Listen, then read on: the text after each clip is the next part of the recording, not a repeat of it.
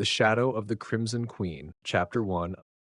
Come here, Avram. Watch this faithful man as he carves our patron.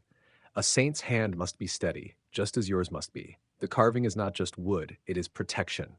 Trust in your strength, for this work is as much a prayer as any word ever spoken in the church.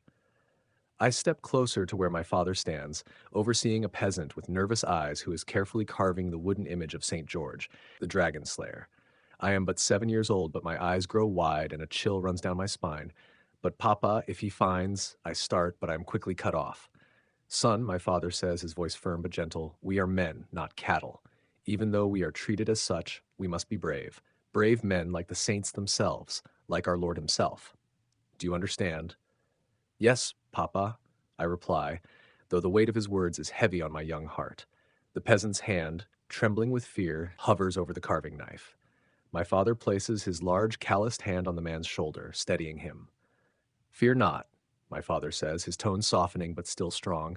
I am your master, and I am responsible for this, not you. The peasant sighs faintly, his trembling ceasing as he continues his work, carving the saint's image with more confidence. My gaze shifts from the peasant to my father.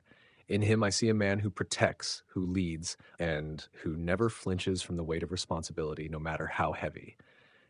A stirring rises within me, a longing to be as strong as he is. Because at night, when the darkness presses in and the nightmares rise from the very evil that pervades these lands, I tremble.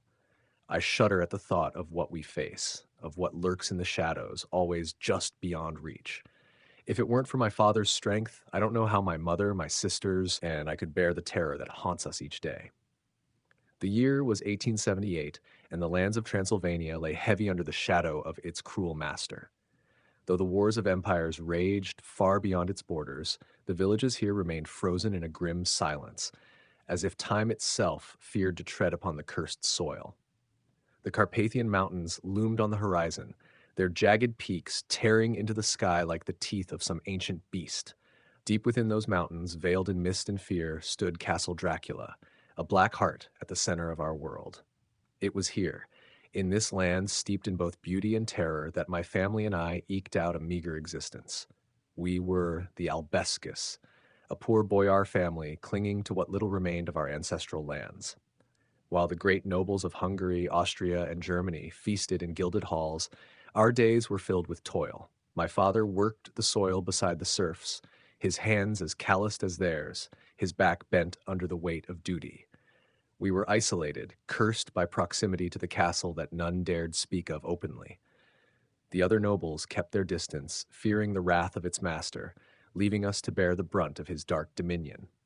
Our village was small, no more than 1,000 serfs scattered among the decaying cottages, huddled around the ruins of an abandoned church. The church bell, once a call to faith, now lay silent, rusting under the weight of neglect. The priests had long since fled, leaving only my father to act as both guide and shepherd to the people. They looked to him for strength, for leadership, and for hope, in a land where hope was a rare and precious thing, and courage was lost. And so we endured. Day by day, we lived under the unspoken truth that Dracula did not seek to destroy us. He did not need to. We were his cattle, his to feed upon when he wished. He allowed us to till the soil, to plant and harvest, but no more. Surprisingly, the lands remained fertile, yielding abundant crops that the peasants toiled to grow. The grapes from these fields once produced wines that were renowned and highly prized, yet the bounty of our harvests and the richness of our vintages served a grim purpose. The majority was seized to sustain those he had enthralled, taken from among us to serve our dark lord, leaving us with barely enough to scrape by and survive. Anything beyond that, a shred of prosperity, a hint of rebellion, would bring swift and terrible retribution. It was in this world that I, Avram Albescu, was born. A boy of 7, too young to truly understand the weight of the curse upon our land, yet old enough to feel its chill in the marrow of my bones. I knew only that my father, strong and steadfast, was our shield against the darkness, and in his shadow I dreamed of strength, I dreamed of courage. My father, Petru Albescu, hailed from a once proud and powerful line of boyars, a family steeped in the ancient traditions of honor and loyalty. Unlike many of the boyars who betrayed Vlad Tepes in his mortal days, our ancestors remained steadfast. That loyalty spared them when Dracula rose as master of these lands. In his own twisted sense of nobility, the Dark Lord granted our family his favor, not out of kindness, but out of respect for our fidelity to him in life. Yet, such a cursed honor came at a terrible cost. Dracula's shadow hung heavy over us, isolating our family from the rest of the Romanian nobility. The other houses feared to associate with us, seeing us as tainted by the Dark Lord's favor. No noble would dare offer their daughters in marriage to my father's house, nor would they accept my sisters as brides, despite our lineage being one of the oldest and once most esteemed in the land. It was clear to all that our once great name would not survive. The Albescu line, which had weathered centuries of war and bloodshed, now stood on the brink of extinction, not by the sword or plague, but by the suffocating weight of Dracula's curse. I was too young to understand the depth of this tragedy, but even then, I could feel its inevitability pressing down upon us. My father bore that weight in silence, but I knew it pained him deeply to see our legacy slipping through his fingers. I looked away from my father and the peasant carving the saint. The sun hung low in the sky, casting a golden light over the worn fields surrounding our home, where my mother, Anna, stood in the doorway, watching father with a quiet pride. Her dark hair was streaked with silver, but her presence was commanding, her faith unshakable. She was as strong as the mountains that framed our land, a woman born of noble blood, yet shaped by hardship.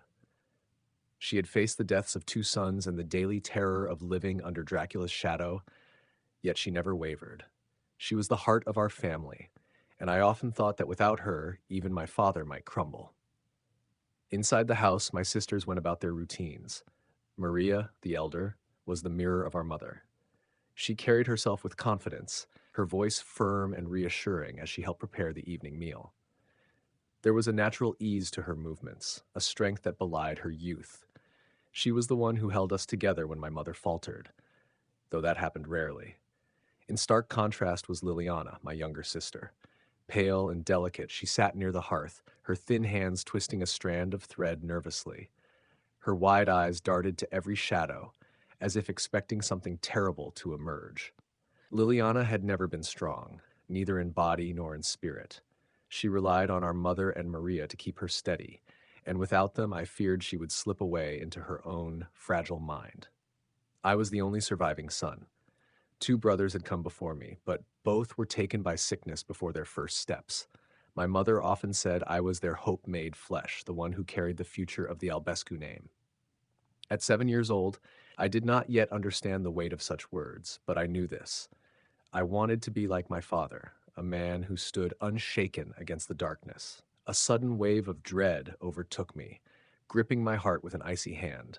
My eyes turned instinctively toward the mountains, to the place where he lived. In my short lifetime, I had felt this dark premonition many times before, and each time it had heralded calamity.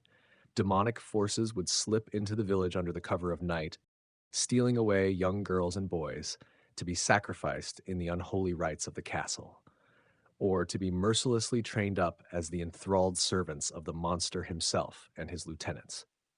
At other times, the dread preceded a pestilence, a cruel plague sent from that cursed place to cull our numbers when they grew too great. The sickly elderly and the weakest of the children were always those to perish. My two brothers, taken as infants by such a plague, were amongst them. That is why my father sought the carving of the holy saints. He knew of no other way to protect the defenseless. The wooden images of the saints became wards of power, scattered and hidden throughout the village and its surrounding buildings, a fragile line of defense against the demons that roamed these lands. This time, the premonition struck me with a force unlike any I had ever known.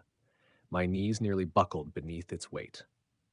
Never before had I felt the shadow of doom loom so heavily over us as I did in that moment. You've just finished Chapter 1 of The Shadow of the Crimson Queen.